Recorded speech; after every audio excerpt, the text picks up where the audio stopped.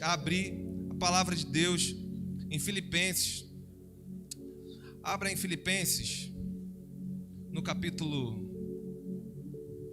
4. Filipenses, capítulo 4. Acharam? Amém? Vamos juntos.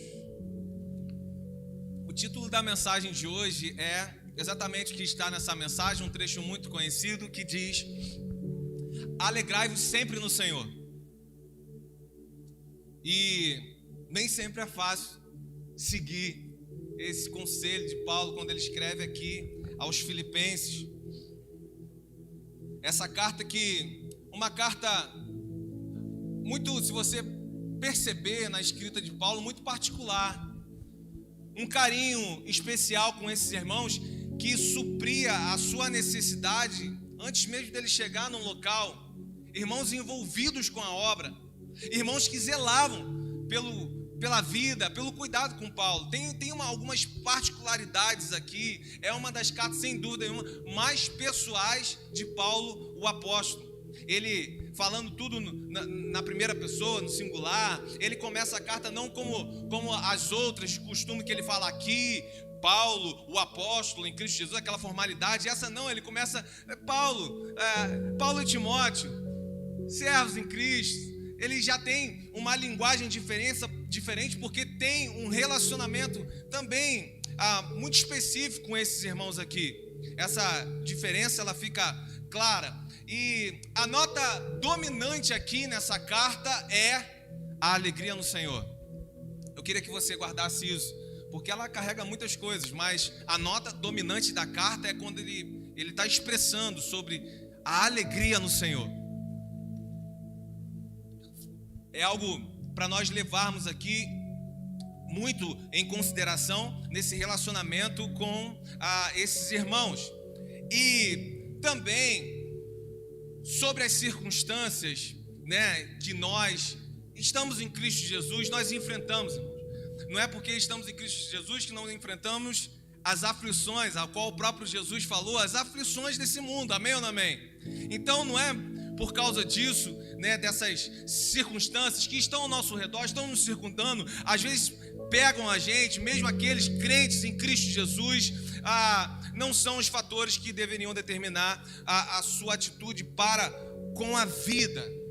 Ou seja, aquilo que está acontecendo não deveria ser um fator determinante para como você encara a vida ou para como você responde à vida. E geralmente é assim que a gente faz. Alguma coisa boa aconteceu, sorriso no rosto. Alguma coisa muito ruim aconteceu, rosto fechado, tristeza no rosto. O que é normal, sim ou não? É normal. Agora, essa alegria que ele fala aqui não é essa alegria de algo que nós vamos chegando ao ápice, conquistamos e aí sim ficamos alegres. Mas essa alegria é um estado de vida. Isso é diferente. É claro que eu não vou me alegrar com a coisa ruim que aconteceu, mas ele diz para ter um estado de alegria no Senhor, mesmo sobre circunstâncias ruins, porque isso não vai deformar a nossa forma de caminhar, de ser fiel ao Senhor e de continuarmos manifestando a luz do mundo que nós somos. Quantos são luz aí nesse mundo? É isso. Então, quando ele diz alegrai-vos sempre no Senhor, você percebe aí que não é só se alegrar, mas ele acrescenta indo sempre no Senhor. E como isso em certas circunstâncias se torna difícil para mim e para você. Ele começa dizendo assim: portanto, meus irmãos amados e muito saudosos, minha alegria e coroa, sim, amados, permanecei deste modo firmes no Senhor. Versículo 2: rogo a Evódia e rogo a Sinti que pensem concordemente no Senhor.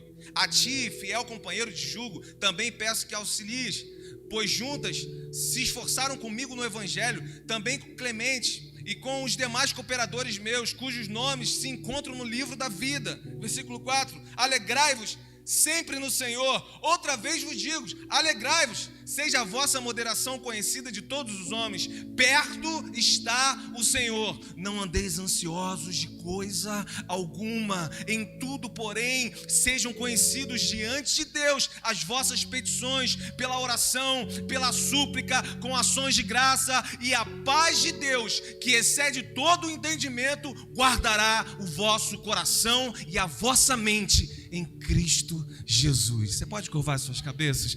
Senhor, nós te louvamos, Pai, nós te damos graças, nós te bendizemos, Deus, por esse tempo, pelos louvores entoados, quão maravilhoso é estar, Pai, em comunhão com os irmãos, cantando louvores, rendendo graças ao Senhor. E nesse momento de palavra, nesse momento da porção que o Senhor tem, Pai, para nós, no dia de hoje, nós pedimos entendimento, sabedoria do alto, clareza que só o Senhor pode nos dar, para compreendermos, Pai, aquilo que o Senhor tem a nos passar nessa noite. Aqui, nesse ambiente, Pai, nós como igreja, repreendemos toda a ação maligna, toda a ação satânica, toda a confusão de mente, Pai, todo som vem para tirar a atenção, caia por terra, seja repreendido em nome de Jesus. Aqui nós declaramos um tempo onde a Tua verdade é estabelecida dentro do nosso coração para transformação de atitude diante dos homens e diante do Senhor, para a Tua honra, para a Tua glória, para Teu louvor. E a igreja diz: glória a Deus, glória a Deus. Alegrai-vos sempre no Senhor. Esse alegrai-vos, irmãos, não é quando, por exemplo, nós encaramos uma enfermidade ou algo lá no seu negócio, no seu comércio que deu errado, ou diante de um luto. Como é que eu vou sorrir? Como é que eu vou estar alegre diante de um luto? Mas quando eu falo estado de alegria para com o Senhor, é porque nós compreendemos aqui que não é por tudo, mas em meio a tudo que nós enfrentamos nessa vida terrena, nós podemos nos alegrar no Senhor. Em meio a tudo, podemos sim nos alegrar no Senhor. Como assim, pastor? Mas o que é isso? Por quê? Porque em meio a tudo, Jesus falou que estaria comigo e com você todos os dias até a consumação dos séculos. Mesmo quando acontecem coisas, fatos, que parece que Ele nos abandonou. Você se pergunta, mas o Senhor não está vendo, mas não está aqui. Jesus está falando, Ele garantiu: não, filho, não, filha, eu estou convosco. Você está em mim? Então, eu estou convosco todos os dias até a consumação dos séculos. Porque em meio às provações que nós enfrentamos, as provações da nossa fé, Tiago no capítulo 1, versículo 2 e 3 vai dizer: em meio às provações da fé está sendo produzida em nós perseverança, que nos leva à esperança no Senhor. Por que alegre em meio a tudo, pastor? Porque em meio às piores dificuldades da vida, podemos dizer o que está lá em Salmo 28, no versículo 7, que diz assim: o Senhor é a minha força e o meu escudo, nele o meu coração confia e dele recebo ajuda. Meu coração exulta de quê? De alegria, e com o meu cântico vou dar graças a Ele. Em meio a tudo, ainda tem uma destra poderosa que continua nos guardando, e nele nós podemos nos alegrar. Porque pode olhar para o lado e tudo ter caído desmoronado, mas você olha para cima e Ele está falando para você: eu continuo te guardando, a minha destra continua sobre você, eu continuo junto, todos os dias, até a consumação dos séculos. Mesmo quando você não compreende o que está acontecendo, lá na frente você vai entender o quanto Ele te guardou, o quanto sim, você não estava sozinho, você não estava sozinha. Mesmo em meio momento de dor, momento de incerteza, momento de angústia, momento de tristeza, eu decido fazer o que está nesse salmo aqui: nele o meu coração confia, porque é dele que eu recebo ajuda. É o que está no Salmo. É nele que eu sou fortalecido. Por que o senhor está falando isso, pastor? Porque em certas situações é difícil ter essa compreensão. Recebo ajuda do Senhor em algo impossível para os homens, algo que é só um milagre que Ele pode fazer, só Ele que pode fazer. Mas eu também recebo ajuda quando Ele não faz. Olha como é que já ficou aqui. Parece que isso é contraditório, pastor. Por quê? Calma aí, o senhor está falando que nós confiamos nele, como diz esse salmo. A nossa força, o nosso escudo é o Senhor, e na confiança nele eu recebo a ajuda dele e posso me alegrar nele, o que vem dizendo no Salmo 28, versículo 7. E aí o Senhor diz que nós recebemos essa ajuda em algo que só Ele pode fazer, um milagre, o que é impossível aos homens. Mas o Senhor está falando também que o Senhor recebe ajuda quando Ele não faz. Calma aí, se Ele é Deus e Ele poderia fazer, Ele não te ajudou, pastor, se Ele não fez. Não é assim? Porque Ele é Deus. E o Senhor está falando que Ele te ajuda quando Ele não faz. Ele também me ajuda quando não acontece. Ele me ajudou quando Ele fez algo que só Ele poderia fazer. Quando Ele cura o câncer da minha mãe na minha frente, com a minha mão, reduzindo os caroços do câncer diante de mim, na hora. Algo que só Deus poderia fazer. Ele me ajudou. Ele me levou para Ele. Naquela maior angústia da minha vida, de perder um ente tão querido, Ele me ajudou fazendo o que só Ele poderia fazer. Me levou para Ele.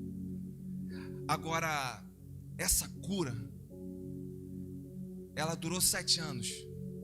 Depois a minha mãe morreu, faleceu. E não foi de câncer, foi numa insuficiência renal muito rápido. Em uma semana ela morreu. Muito sofrimento naquela semana. Eu vendo, vocês que já passaram por isso, vocês sabem como é que é. Uma pessoa que você tanto ama ver definhando na sua frente e você não poder fazer nada. É horrível. Uma das piores dores que a gente pode passar nessa terra é isso. E nesse momento, pastor, Ele te ajudou? Ele permitiu que tivesse uma semana de sofrimento e no final não tivesse um testemunho de outra vitória e de outra cura para contar. Não, agora o final foi triste, foi luto, foi enterro. E o Senhor está falando que Ele te ajudou, pastor. Sim, porque ninguém poderia me consolar como Ele. Ninguém poderia me fortalecer a continuar a minha caminhada de vida como Ele. Ninguém poderia entrar ali naquele momento, porque, irmão, eu acho que quando a gente experimentou desse sobrenatural, eu acho que quando a gente viveu essa experiência com Deus, aumenta a nossa rigorosidade. A gente acha que sempre Ele tem que fazer e sempre vai dar certo. Eu acho que quem não espera nada dele sofre menos nessas situações, porque não se teve relação com Ele, então não esperava nada. Agora eu esperava o milagre novamente, Claudinho. Eu esperava a cura. E aí a decepção é maior. Mas ali também Ele estava me ajudando em outro aspecto, a amadurecer na minha fé. Porque se hoje nós escolhemos doenças, guerras, a morte, foi simplesmente por um dia nós não escolhemos o direcionamento ao qual Deus nos deu. A gente vai vivendo a nossa vida, vai vivendo.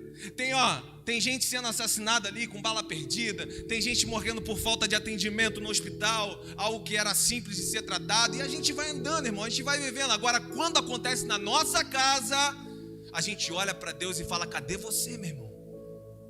Não é possível que você não está vendo essas coisas todas no mundo. Você nem estava nem se importando, irmão, mas quando foi com você, o negócio mudou. Você às vezes chega ao ponto de questionar o próprio Deus. Nós, na semana passada, nós viemos do Amós. Quem estava aqui na chegada do Amós? Nós fizemos uma festa aqui, irmão. Vocês estavam aqui? Uma festa com a chegada do Amós. Mas eu, minha esposa, minha filha, nós estávamos chorando por dentro. Mas a palavra diz: alegra quem se alegra. Porque durante a semana também eles choraram com a gente. Muitos de vocês choraram com a gente, intercederam com a gente. Numa situação gravíssima. Gravíssima. Para vocês que não sabem, não conhecem, está aqui a Júlia. A Júlia de um relacionamento com a Maraísa. Quando eu começo a me relacionar com a Maraísa, ela tinha 1 ano e pouquinho, bem novinha, e desde lá ela foi criada comigo. Mas tem um pai biológico, e nós sempre tivemos o cuidado de ter esse contato com ele, hoje com a família dele, com a esposa, com o outro filho. Temos muito contato com eles. E ele pegou uma infecção, uma bactéria que se alojou no pulmão, rapidamente deu um derrame pleural, e rapidamente ele já estava na UTI, rapidamente já correndo o risco. E naquele dia do Amós, era o dia que a gente não sabia de nada, era o dia que ele foi transferido para o Rio, e a gente com aquela preocupação, nós estávamos orando, nós estávamos chorando, nós estávamos clamando ao Senhor. Momentos que chegam, de repente, na minha e na sua vida.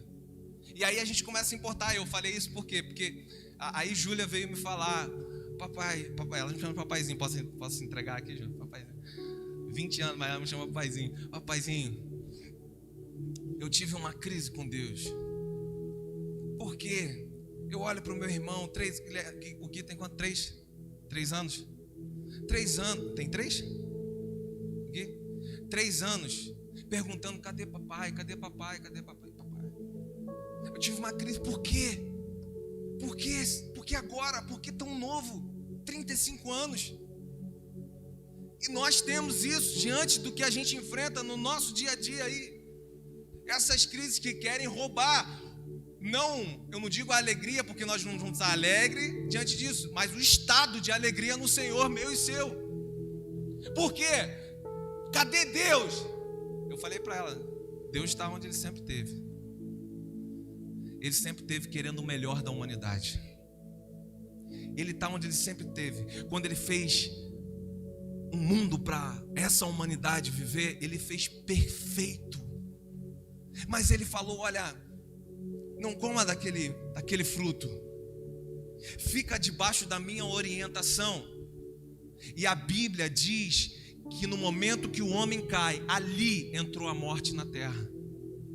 Doença, tudo que a gente hoje espera. E nessas horas a gente quer colocar a culpa em Deus, sendo que Deus, depois do erro da humanidade, depois de ter andado por onde não era para andar, depois de ter resetado essa humanidade, dilúvio e nos Sodoma e Gomorra da vida, depois de tudo isso, e a humanidade continuar indo para o lugar errado, na direção errada, Ele fala: mas eu ainda vou enviar o meu único filho para que vocês tenham a chance de reconciliação comigo, porque aí na terra já estragaram tudo. Agora, pode ser que isso durasse por toda a eternidade, mas não, eu amo tanto vocês, que mesmo vocês falando não para mim, eu envio o meu único filho para sofrer aquilo que vocês deveriam sofrer, para Ele pagar ali na cruz a dor da separação do Pai, e vocês terem a chance de reconciliação comigo, para que isso também não se estenda para toda a eternidade, um sofrimento eterno para vocês. É aí que Deus está. Esse é o nosso Deus, que nos amou primeiro, que envia aí agora em Cristo Jesus. Em Cristo Jesus, nós temos a possibilidade de também não fazermos mais uma escolha errada, e termos essa tormenta por toda a eternidade. É aí que Ele está.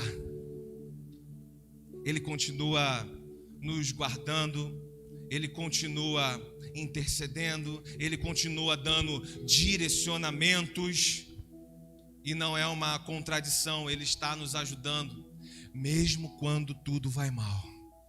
Ele continua guardando a minha e a sua vida. Ele continua enviando instrumentos da parte dele para você abrir os olhos diante daquela situação, para você não se perder, para sua fé não esmorecer, para você não naufragar na fé. Ele continua enviando pessoas com palavras de vida para você. É aí que ele está. É esse quem ele é.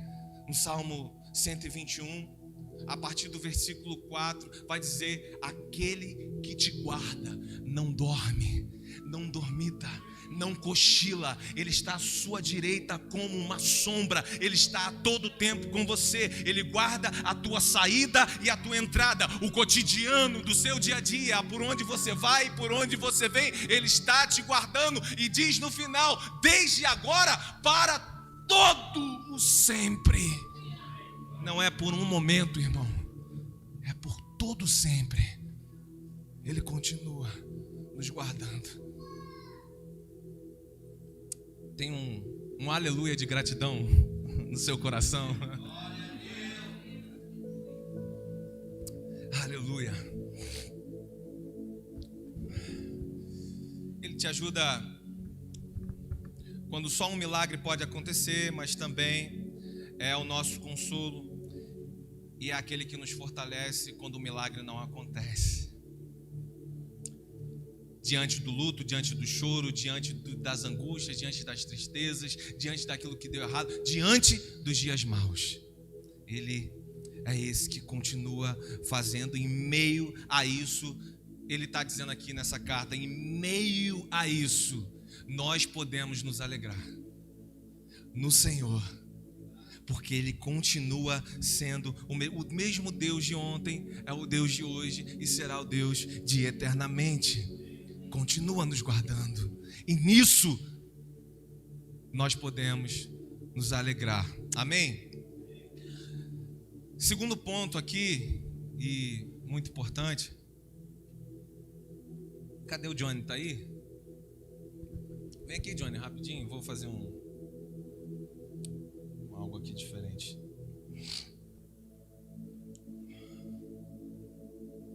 Enquanto o Johnny está vindo ali, eu quero deixar um versículo em Romanos, no capítulo 12, versículo 12, qual diz assim: regozijai-vos na esperança. Preste atenção nisso. Sede pacientes na tribulação, na oração perseverante.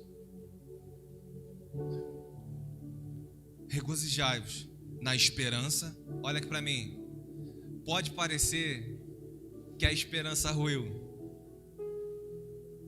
Quando ele fala aqui embaixo assim: não andeis ansiosos por coisa alguma, irmão, a coisa mais difícil que existe no dia de hoje, onde tudo acontece em segundos, é você não andar ansioso. Por quê? Porque tudo foi projetado para isso, para que tudo fosse resolvido de forma mais rápida, tudo que ficasse mais dinâmico. Só que eu acho que não pensaram nos efeitos colaterais, né? Também com isso, a nossa mente, a nossa vida, a família, a casa, tudo ficaria acelerado demais. E aí é uma escolha minha e sua: entrar nesse acelerado demais, ou talvez não participar tanto do que todo mundo está indo e fazendo, mas seguir uma palavra onde a nossa alegria no Senhor não é roubada. E quem não entende, não passa isso, ou não passou isso, dificilmente vai ter essa compreensão. Eu vi uma conversa de um pastor com outra pessoa.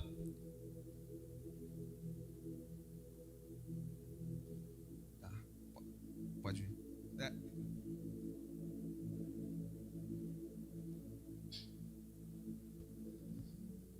Vamos ver se a gente consegue aí. Estava falando quê, gente? Do pastor? Isso. Que ele... Uma pessoa estava falando assim, mas você tem tudo. Você não passa dificuldade financeira, tem uma família, poxa, sabe, bem estruturado. Por que você está triste?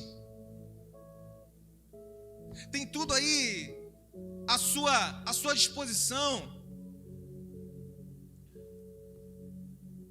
Por que você não se alegra? Você está triste com o quê? Não tem motivo para você estar triste. Aí eu vi, ele respondeu assim, eu estava pensando nisso. Por que com tanto ar para respirar tem gente sofrendo de asma? Vocês entenderam, irmão? É de graça, tá aí. E tem gente sofrendo. Ou seja, quem não passou por situações assim não consegue compreender que é algo que vem carcomendo, sabe? Vem por dentro. Você não explica essa tristeza. Às vezes vem e ela não tem propriamente um motivo. Tá ali. Vem chegando. Aí ele dá uma orientação de recursos nesse momento. Ele não fala só, não andeis ansiosos por coisa alguma. Ele diz, em tudo, porém, sejam conhecidas diante de Deus as vossas petições. Ele está falando assim, olha, tem alguém que pode fazer mais do que qualquer outra pessoa. E ele está falando, lance sobre ele a sua ansiedade. Lance sobre ele. Fale com ele, lance essas petições em orações, súplica. E aqui ele traz um relacionamento muito próximo com os irmãos que estão ali. Então olha aqui para mim. Tem um Deus que te ouve. Mas ele não só te ouve, ele chora com você. Pastor, você está meio que numa heresia aí. Bom, lembra de quando ele chega naquele velório? Não precisa todo mundo não. Só. Hã? Ah, é? Lembra daquele velório? Lázaro. Jesus chega lá. Ah, olha aqui pra mim. Peguei vocês aí, né? Na surpresa, né? Ele chega lá. E Jesus, olha aqui. Jesus já sabia, irmão, sim ou não? O que ele poderia fazer? Hã? Sim, sabia. Mas, quando aquelas mulheres chegam ali, mas se o Senhor tivesse chegado antes, mas... E começam ali a questionar.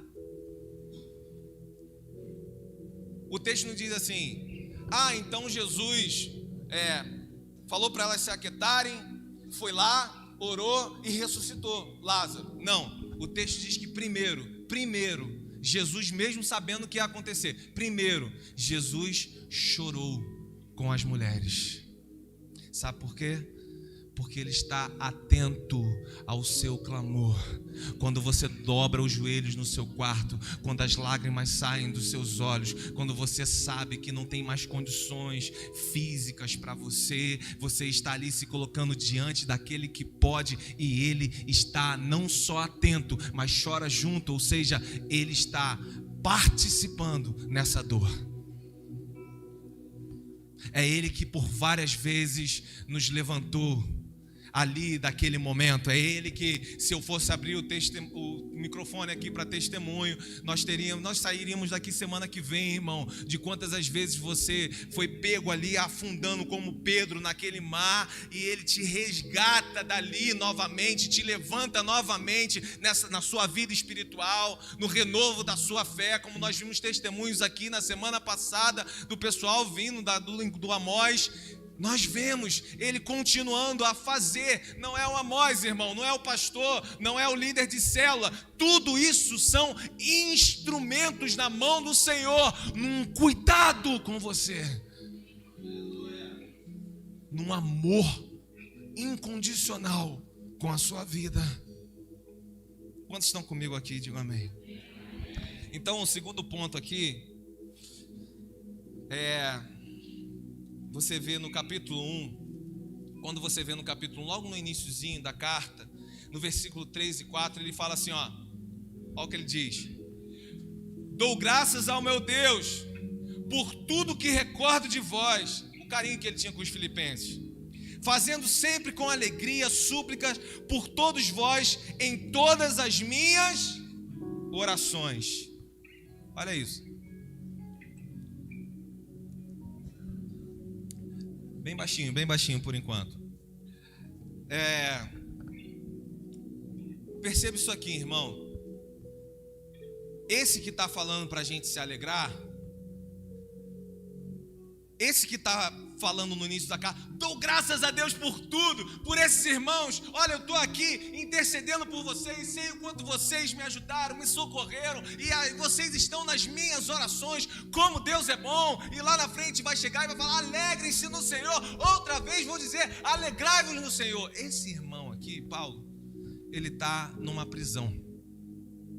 Ele passou por aquele naufrágio que eu preguei aqui há tempos atrás, perigo de morte, foi algemado, foi levado, e ele está escrevendo isso aqui de dentro da cadeia, por algo que ele está sendo acusado que ele não fez.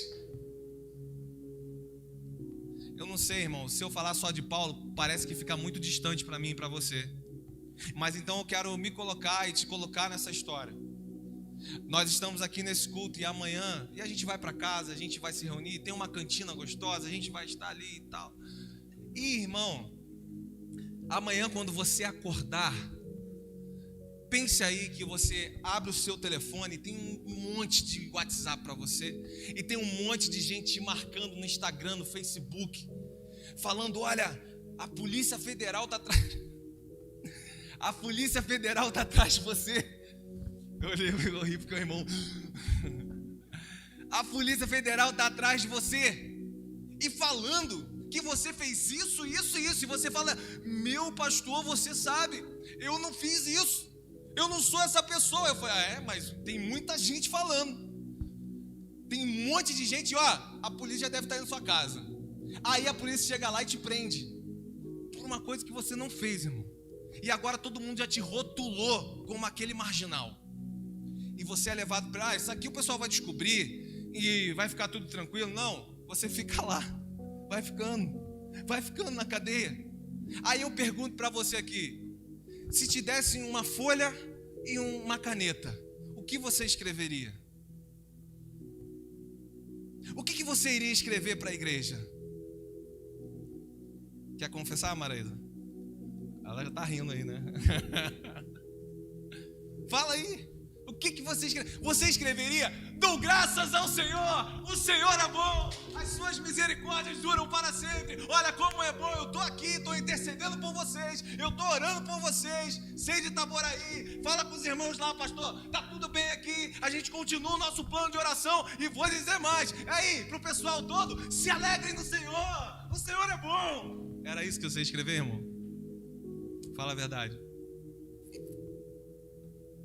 Eu tive sábado passado no Cepali. Quem não sabe, o Cepali é um encontro só com os pastores do SEI, e a gente passa o sábado inteiro juntos. E foi um pastor que é missionário na Tailândia, e todos os arredores ali da Tailândia. E aí ele, naquela missão de ir pegar os irmãos que tinham se convertido, que não podiam naquela cidade, não poderiam expressar a sua fé em Cristo Jesus. Então ele vendeu o que eles tinham na base para poder pagar uma fiança, para poder tirar as pessoas daquele lugar. E quando ele está indo naquele lugar lá, e ele fala: irmão, a gente é destratado, humilhado. E quando eu estou entrando no lugar, tem uma picape saindo com uma jaula. É o camburão de lá, ele falou. É uma grade mesmo assim, numa picape. E tem 5 pastores presos ali dentro daquela gaiola. E aí ele cantou na língua deles, que é muito mais bonito, mas eu não vou lembrar como é que é. O haralava, eu não vou. Mas ele cantou lá na língua deles, que ele parou, ele escutou e ele fala fluente. E ele olhou e aqueles homens dentro daquela gaiola estavam cantando: a ti nós damos honra, a ti nós damos glória, bom mesmo é o Senhor, bom estar na presença do Senhor. Isso era o que a canção trazia. Injustamente dentro daquela gaiola. O que nós cantaríamos dentro daquela gaiola? E ele falou que sem estar dentro da gaiola, ele já estava falando alto com todo mundo, irmão. Ainda mais que ele é daqui de São Gonçalo. Ele falou: o sangue, irmão, São Gonçalo. Eu já estava falando alto com todo mundo, eu já estava quase sendo preso também. E aí quando eu saio, eu escuto um cântico. Não é possível. Até porque não poderia cantar aquele cântico ali, mas eles estavam cantando. E aí aquilo mudou o coração dele no termo de missões.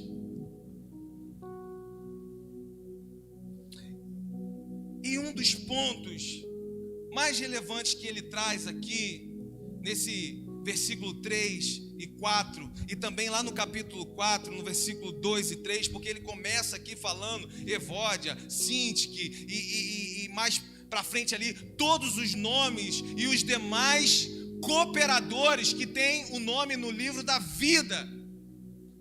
Ele está falando aqui de amizade, mas não é qualquer tipo de amizade. Ele está falando de uma amizade ao qual edifica a sua fé. Amizade daqueles que carregam o Espírito Santo. Amizade ao qual vai abrir os olhos no momento que nós estamos nos perdendo.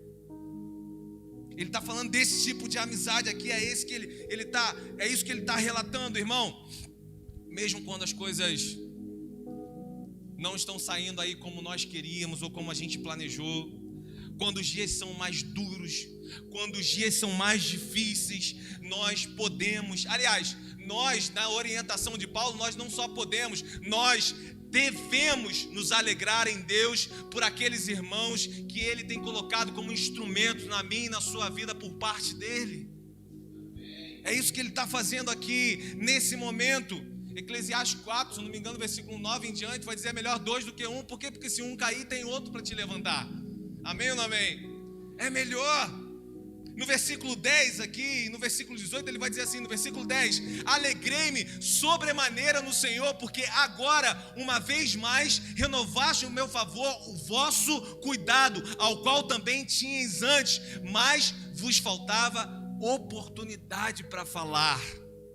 Olha o que ele está dizendo a respeito dos instrumentos de Deus na vida dele, dos irmãos que sacudiram a fé dele quando aquilo estava quase se ruindo, dos irmãos também que foram lá e colocaram o dedo no rosto quando vê que, a vaidade entrou no seu coração, irmão, você está se perdendo.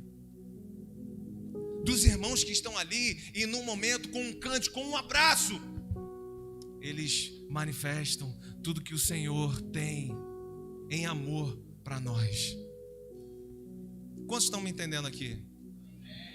Você está entendendo mesmo? Então, eu quero te incentivar nesse momento. Para ele aqui, ele falou que não, no versículo 10, que ele não fez antes isso com esses irmãos, porque faltou oportunidade. No versículo 10 ele está relatando isso. Agora olha aqui para mim. Essa é a oportunidade que não te falta nessa noite.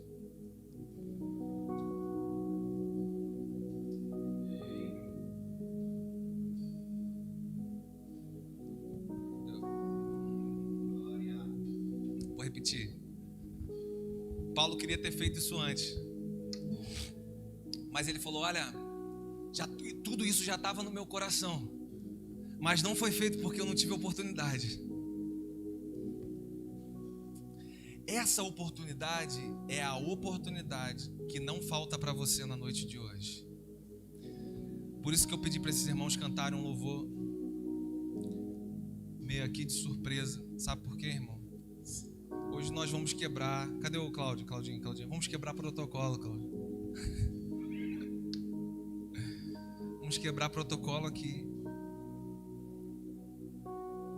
Se essa oportunidade não te falta nessa noite, irmão, durante essa canção, eu queria que você fosse até essa pessoa que foi instrumento de Deus na sua vida.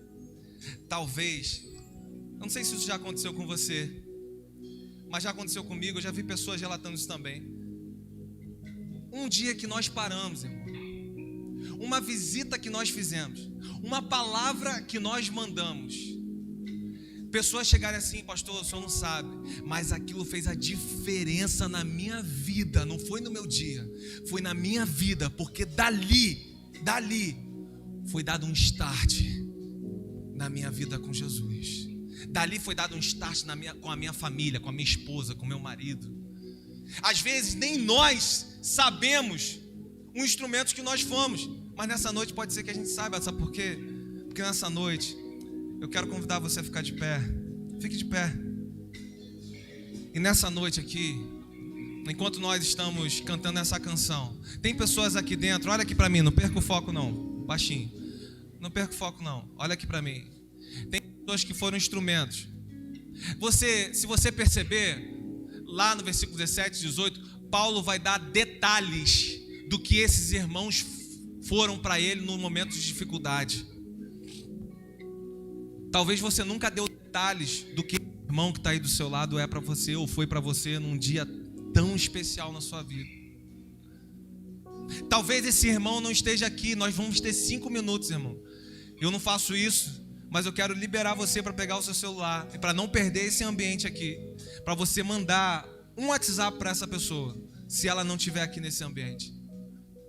Uma pessoa que foi o diferencial da parte de Deus no seu relacionamento com Ele, que às vezes você não tem nem muita proximidade, mas foi uma grande ferramenta do Senhor. Talvez 5 anos atrás, 10 anos atrás, talvez foi no dia de hoje, na chegada do culto aqui, eu não sei. Mas enquanto nós estivermos cantando, eu quero liberar você. Nós vamos ter 5 minutos aqui para isso. Meus irmãos, está bem junto a ti, juntos lado a lado, andarmos com Jesus, expressando o amor que um dia Ele nos deu. Não esconde no Calvário, sua vida trouxe a nós. Aliança do Senhor eu tenho com você. Não existem mais barreiras em meu ser. Resolvi pra te amar, pra te adorar e para te seguir. Perdoa, meu irmão, eu sou um com você no amor do nosso Pai. Somos um no amor de Jesus. Aleluia!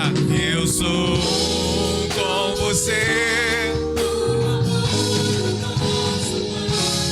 Somos um no amor de Jesus. Como é precioso, vai!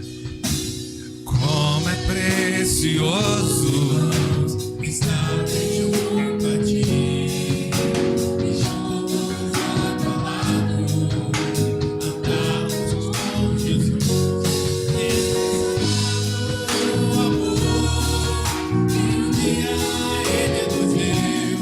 Seu sangue no Calvário, sua vida trouxe a nós. Aliança do Senhor eu tenho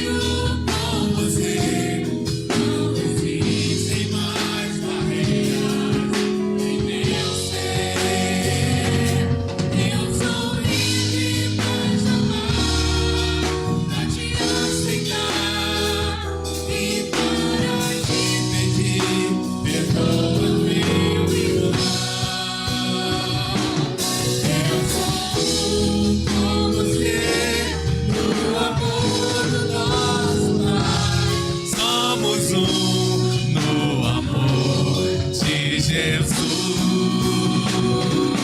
eu sou um com você no amor.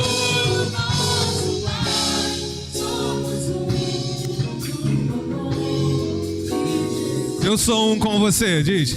Eu sou um com você no amor do nosso Pai. Somos um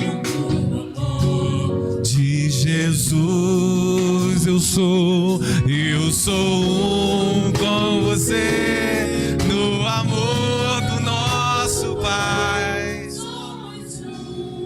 No amor de Jesus. Aleluia. Glória a Deus.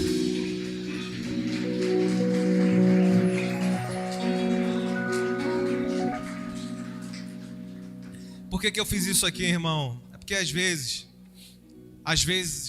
pode se assentar. Pode se assentar. Só não saia do seu lugar, em nome de Jesus. Nós vamos finalizar aqui agora. Procure o seu lugar. Isso.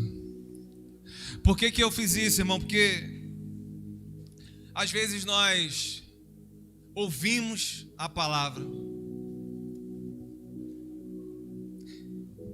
ouvimos de novo a palavra e ouvimos o pregador repetir a palavra e nós não praticamos. Na verdade, o que eu fiz aqui foi apenas um incentivo para você praticar o que o Senhor tem falado aqui. Prática. A prática da palavra é o que vai fazer a diferença no nosso viver. A prática da palavra, aquilo que nós temos ouvido da parte do Senhor, é o que vai colocar a nossa alegria no Senhor viva novamente. A prática da palavra.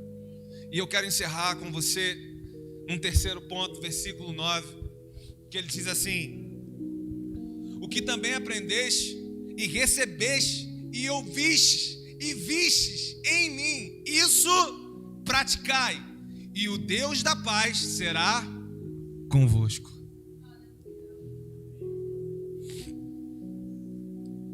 O terceiro ponto é o versículo 9.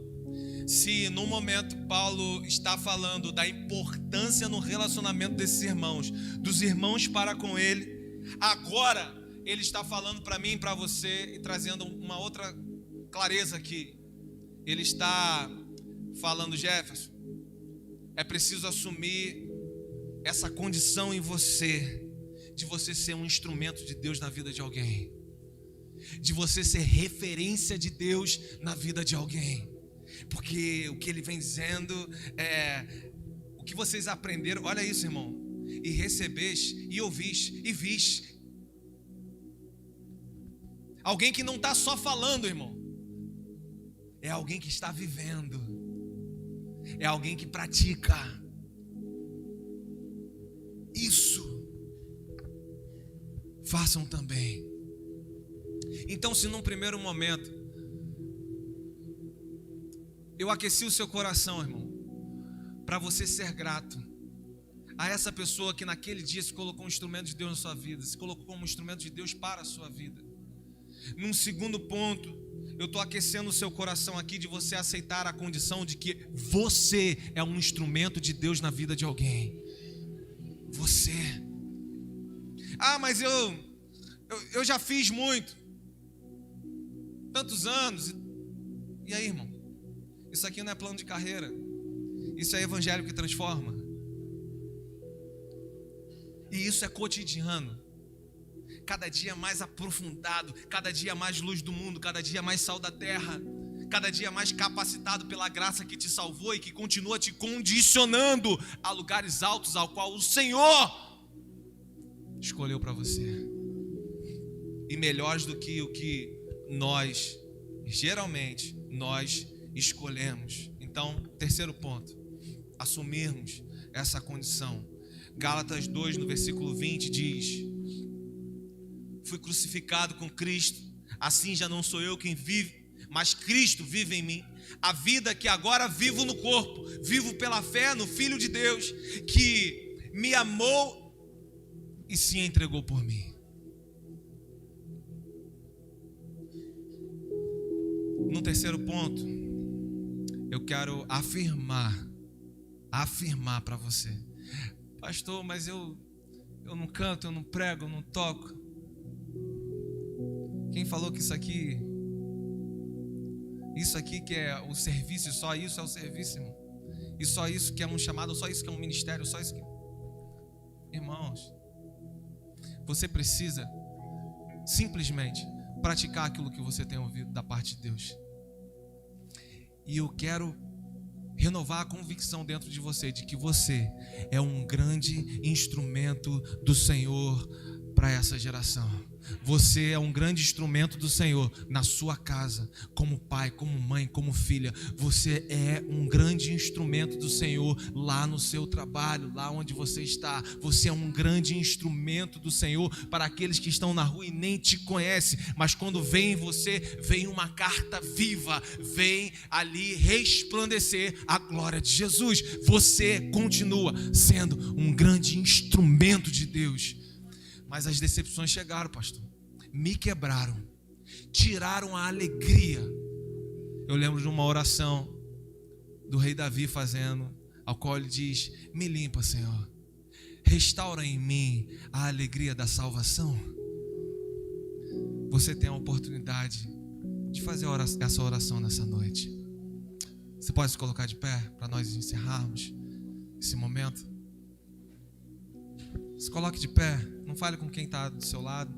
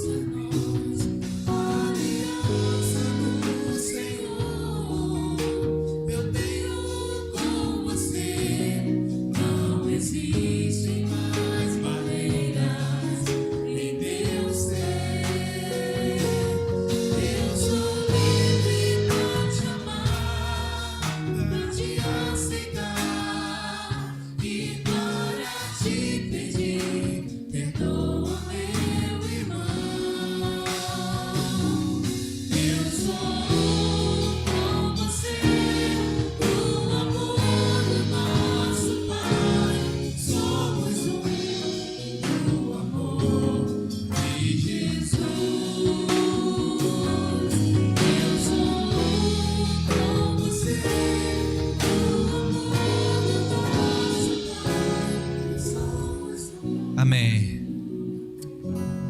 Queria que você fechasse seus olhos. Feche seus olhos nesse momento. Nós estamos diante daquele que restaura essa alegria. Talvez se você entrou aqui nessa noite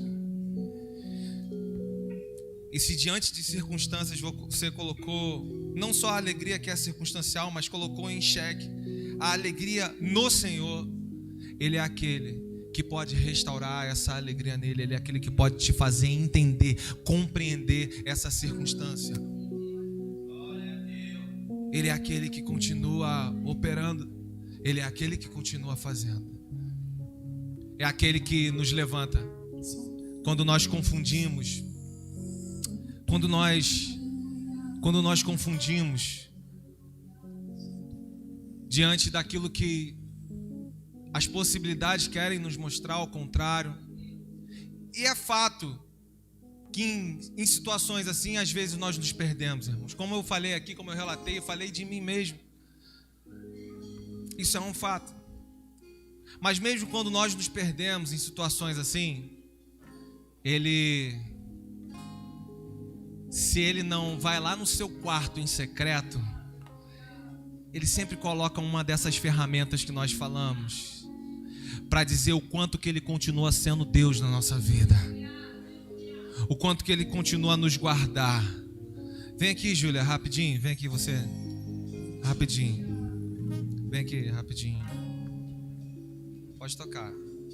Aí, eu falei lá no início, que ela, assim como eu no dia lá, né, tive as minhas crises.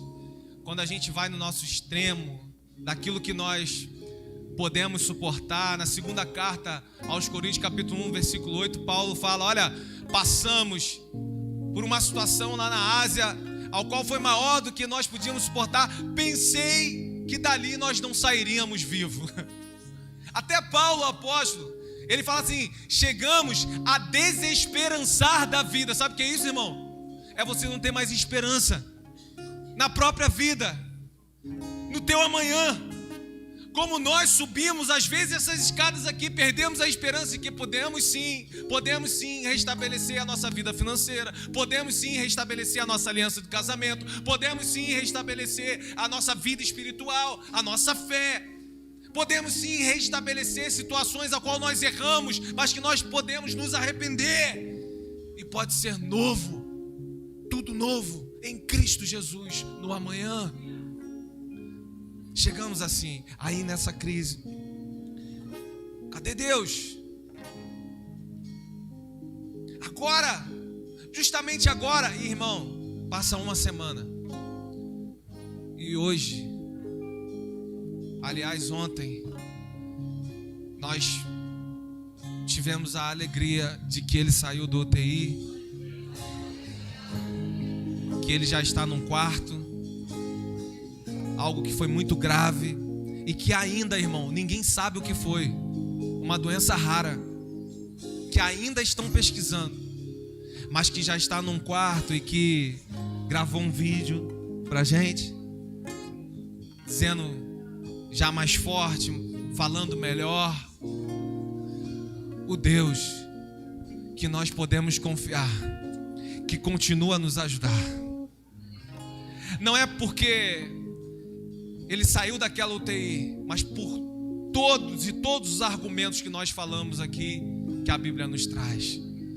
Porque aquele que pode fazer o impossível hoje, quando ele não faz, ele é o mesmo que está te sustentando quando algo não aconteceu. Ele é o mesmo Deus poderoso, que agindo ele, ninguém pode impedir. Ninguém pode impedir.